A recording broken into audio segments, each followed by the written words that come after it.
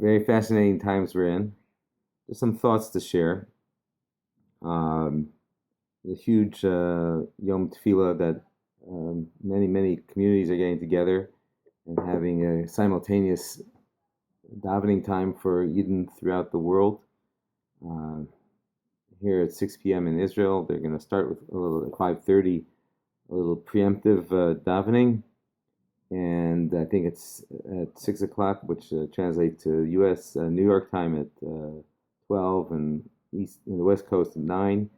Everybody's going to say Shema Yisrael and be Mekabel Ol Malchus Shamayim, accept upon ourselves the yoke of the kingdom of Hashem.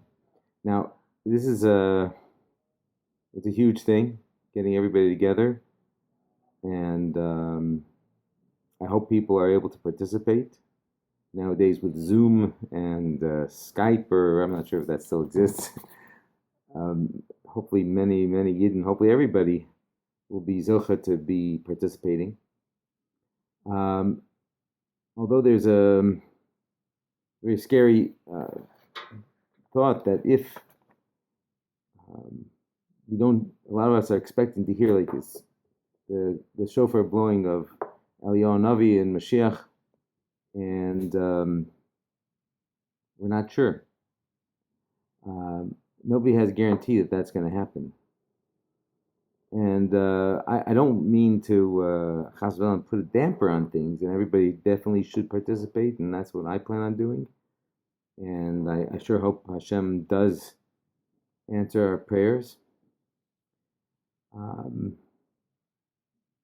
But something has to do a little bit with what our prayers really mean. I mean, there is a little section in Tikkunei Zohar that actually says that there might come a time when everybody gets together and says Shema ve'ein kol ve'ein oneh, and there will be no response from Hashem. And the Tikkunei Zohar says, and the reason for that is because people don't learn the Sisrei Torah now. Again, I'm not the one who establishes any policies, but just it's a food for thought. Is that it's important to understand there's more, something's hidden from us. And if there is no response, then maybe because how hard are we trying to find out that which is hidden from us? And that's just some food for thought. Something else to ponder is that all this distance and the social distancing, and it seems to be that maybe Hashem is prepping us to understand the way the world's going to function once Mashiach comes, and we're going to have the dinim of Tum and Tahara again to, we have to keep certain social distances, if I'm a Kohen or whatever the situation is, and people have to, keep the Kedusha and Tara, and so maybe that's some of the groundwork is being set now for that, hopefully, halavai. But one other aspect is that many people are talking about davening with a minyan. Of course, if nobody, I spoke to Rabbi Gamliel about it, and he said that, first of all, he doesn't tell anybody to go against the rules of the law of the land. The law of the land is do not congregate, and you have to keep that, because Chilul Hashem is much worse than that. So I asked him, though, that there have been people who do go to minyan and do daven with the minyan, and still they got infected. And he said he didn't want to say, listen, I said, I don't know the person, I don't know their davening, I don't know how it is. I'm dan l'kav schus. But unfortunately, a lot of people are somech, and they rely on the power, the fact I'm davening with a minyan, and therefore maybe their tefillahs themselves are not as really the way tefillahs are supposed to be. Sometimes, we know that if you're davening with a minyan, so then you kind of have this reliance, well, the power of the minyan will make it that even if I don't have the proper kavanah, that my tefillah will be accepted. That might be true. And Chazal tell us things like that. But is that what's expected of us in these times? As my davening, as deep in this, as coming from the depths of who I am. And I think it's pretty apparent that the concept of tefillah is something that Hashem definitely wants us to focus on. And I mean, I don't want to say a person's got to be blind not to see this, but the parsha we're going to be reading this Shabbos is about korbanos. And there it says, Adam ki akriv mikem korban Hashem, a person who sacrifices from himself a korban to Hashem. What does that mean?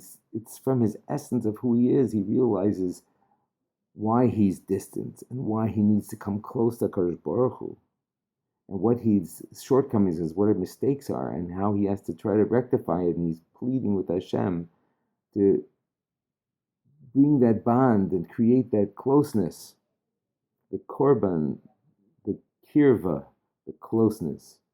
And it's amazing that right now we're having this interpersonal distance, but at the same time, Hashem is saying, it's a korban, hello. Have you been able to dig in the depths of your soul and want to come close to me? Of course, Hashem wants us to become close with Klal Yisrael. And there's a Gemara that says, in the Gemara, I think in Tainus, that talks about how there was a time where there was no water, no rain. And what happened was they took nursing cows and their suckling calves, and they put them in separate rooms and they started crying. The mothers engorged, and the suckling, the baby calves are like screaming they're hungry. And they said, Hashem, if you don't have mercy on us, we're not going to have mercy on them. Because that's the basic vital instinct, is crying out, I need you, Hashem. Just like these little mothers and the mothers and the little calves need each other. We have to look at it as we need Hashem. Hashem desires for us. There's very few things that Kadosh Baruch Hu desires that's mentioned in Chazal. And one of the things that Hashem is nis'ave, that Hashem desires. Hashem has kaviyachol a taiva. He lusts after the tefillas of tzaddikim, the tefillas of every Jew who's a tzaddik, the amech kulam tzaddikim. So Hashem desires this from us. Do we have any feeling of that desire to be connected to Him? And this is really, I think Hashem is helping us get a lot of the distractions aside and helping us focus on what it is that we really need to work on. Yes, we need to work on Avas Yisrael and Avas Chinam. Yes, that is vital, that every Jew should work on loving each other. But also what's our relationship with Hashem? Do we serve Hashem the way Hashem wants it, or do we serve Hashem the way I want it? I like lots of singing and dancing in the minyan. Is that what Hashem wants? I'm not sure. There's so many things that we want to serve God on our terms. And it's an interesting thing that tomorrow is Rosh Chodesh Nisan.